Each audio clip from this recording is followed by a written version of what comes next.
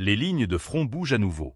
Les unités du groupe militaire Vostok viennent de s'emparer de Novosiolka et Novo-Okeretovatoye, deux localités stratégiques en République populaire de Donetsk.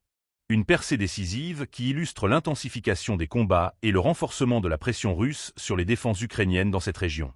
N'oubliez pas de vous abonner pour suivre l'évolution du conflit et partager votre avis en commentaire.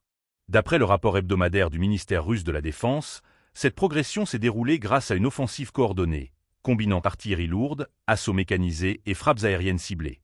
Objectif: briser les défenses ukrainiennes et sécuriser ces points clés pour la poursuite des opérations à l'ouest de Donetsk. L'opération a débuté par une intense préparation d'artillerie, ciblant les positions ukrainiennes retranchées dans ces villages transformés en forteresses. Les bombardements massifs ont détruit les abris défensifs, coupé les lignes de communication et désorganisé les unités adverses. Une fois l'artillerie russe entrée en action, les unités blindées et l'infanterie ont avancé rapidement, prenant d'assaut les positions affaiblies. Les combats ont été particulièrement violents. Selon des sources militaires, les forces ukrainiennes avaient miné la zone et fortifié les bâtiments, rendant chaque mètre de progression périlleux. Mais les attaques aériennes de soutien et l'usage de drones ont permis aux forces russes d'anticiper les mouvements ennemis et de neutraliser les poches de résistance avant l'assaut final.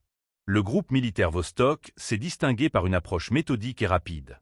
Une fois entrés dans les villages, les soldats ont sécurisé chaque rue, chaque bâtiment, consolidant ainsi leur contrôle sur les localités. Désormais, Novosiolka et Novo-Okeretovatoye sont considérés comme sous contrôle russe, un changement de dynamique qui pourrait avoir des conséquences sur l'ensemble du front. Pourquoi ces localités sont-elles si importantes? Novosiolka et Novo-Okeretovatoye se situent sur des axes logistiques clés, servant de points de ravitaillement et de repli pour les troupes ukrainiennes. Leur perte complique la tâche de l'armée de Kiev, qui doit désormais réorganiser ses défenses et redéployer ses forces.